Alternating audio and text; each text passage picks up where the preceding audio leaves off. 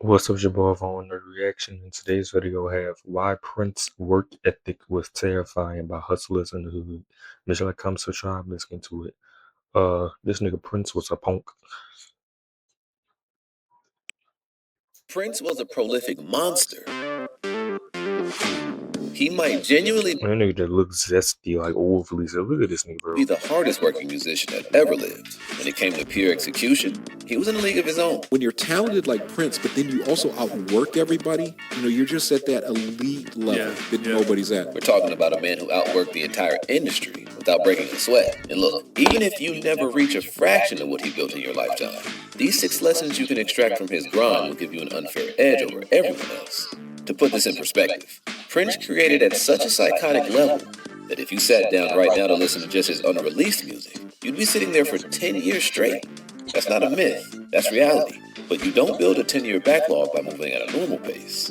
You build it by declaring war on anything that That slows you nigga Prince was so short. That nigga like he about 5'4". down. And that war starts with the first law. Law 1, speed is power.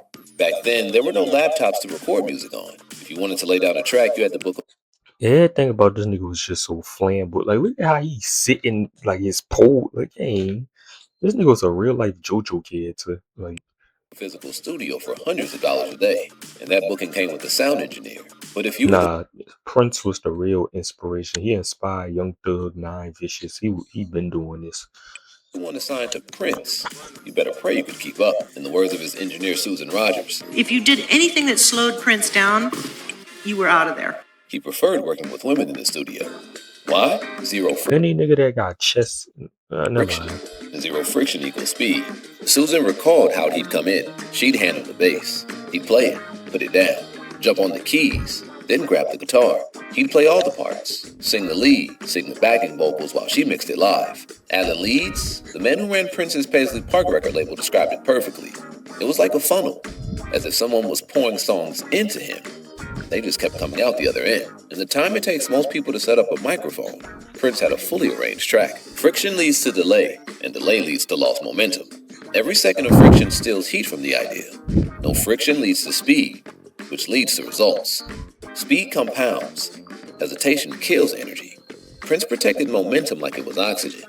He'd walk in with lyrics scribbled on hotel stationery from the park, walk out with a fully written, fully recorded, fully mixed record in one day. On the Go with Elmo Lovano podcast, producer and musician Jimmy Jam remembered what that pace actually looked like. Prince would come rehearse our band for 6 hours, and then he'd go to the studio all night, work on a song. And then he'd walk into our rehearsal the next day with a cassette, and he'd pop the cassette in and he'd say, I did this last night. Press play and it would be some masterpiece of a song, right? Yeah. Prince wasn't working hard, he was working fast. Most artists wait for inspiration, but Prince treated inspiration like a deadline. He didn't sit with ideas. He executed them before doubt could find them. That's the difference. Speed doesn't just create more work. Yeah. I just said Michael Jackson used to do the same thing. Like when he had an idea for a song, he'd go straight to the studio, hit up his people. Confidence. That changed the game. But here's the trap. You can move incredibly fast and still end up with a hard drive full of half-finished projects. Moving fast means nothing if you don't know how to close. Which brings us to Law 2. Finish while it's hot. Sound engineer Peggy McCreary was in the room when Prince recorded the biggest song of his career in 2 days, When Doves Cry.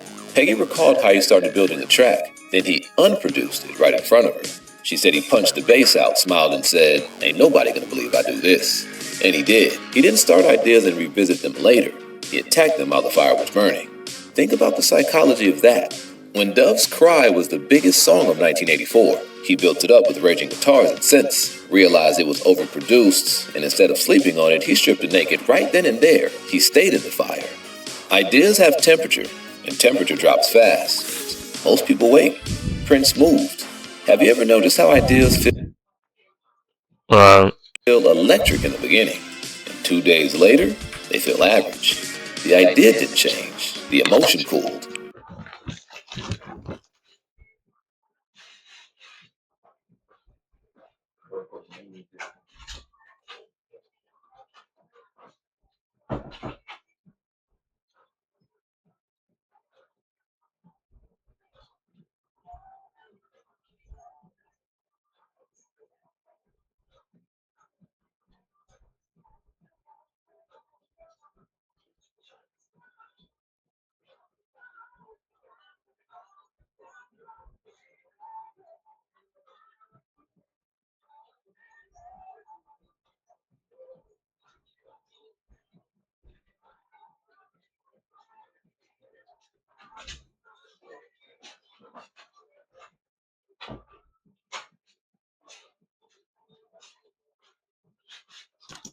Prince understood something most creators ignore.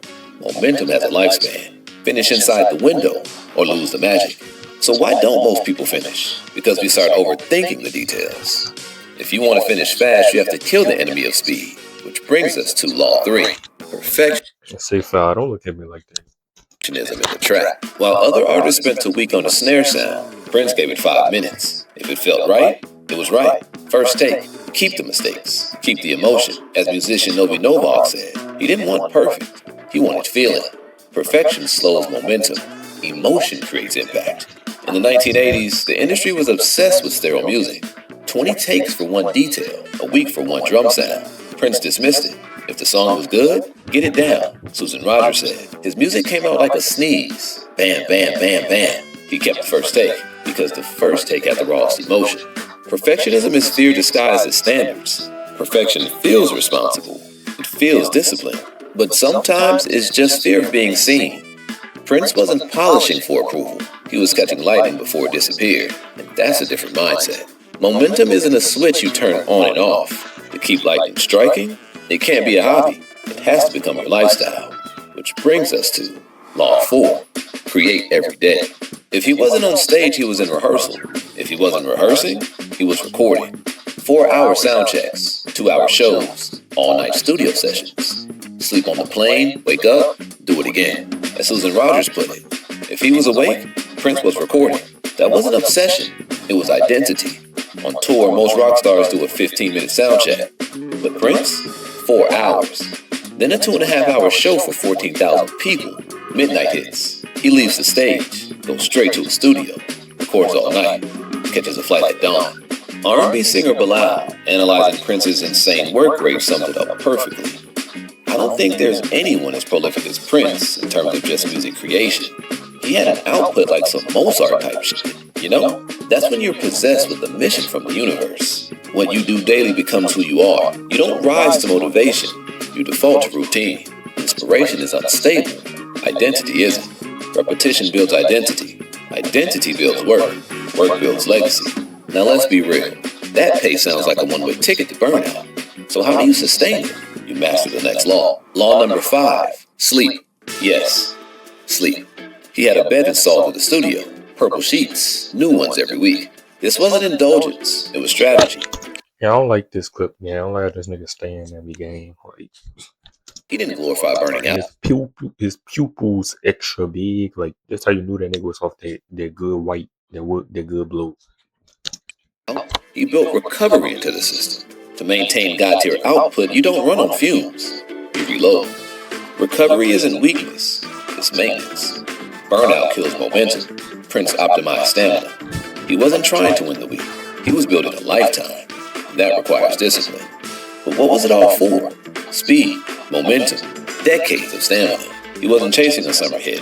He was playing a different game, which brings us to the final lesson. Law 6. Build your vault. Prince didn't look at it like he was recording a song.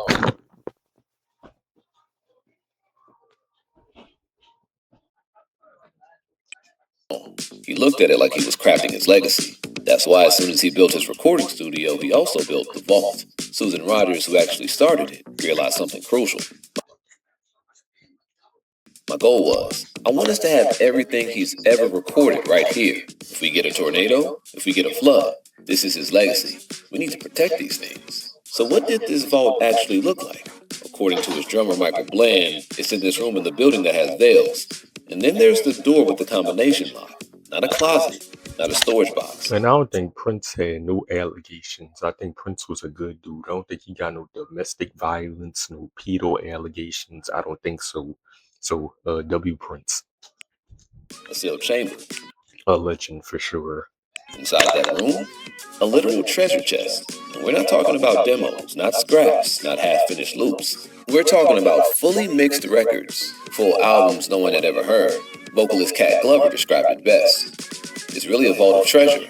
I mean, the stuff is incredible on every level. Think about that. Thousands of songs. Only 5 to 10% of what he recorded was ever released. Engineer Hans Martin Buff said the sheer volume inside that room didn't make sense. You would think someone lived like 300 years and was recording 5 songs a day. Let that land. 300 years. But here's the deeper question. Why hide it? Why record masterpieces just to lock them away? Alan Lees explains that Cassette tapes. if a brilliant song didn't fit the specific concept of an album, it didn't get forced. It didn't get compromised. It went into the vault. What if the work matters more than the applause? He wasn't creating for validation. He was creating for history. Kat estimated there were around 2,000 songs when she was there. Probably more. Maybe way more. And will we ever hear them all? His bassist, Sonny Thompson, laughs when asked that. No, because if you could, you'd probably be sitting there for 10 years. 10 years. You don't build that kind of leverage chasing likes. You build it stacking work no one sees. Quietly, relentlessly. That's vault mentality. And vault mentality changes how you see time. You stop thinking in posts. You start thinking in decades. Even if you never match Prince's numbers, move fast, finish hot, protect momentum, show up daily, recover, build your vault. Do that, and you won't just be productive, you'll be dangerous with time. And in any field, that's power.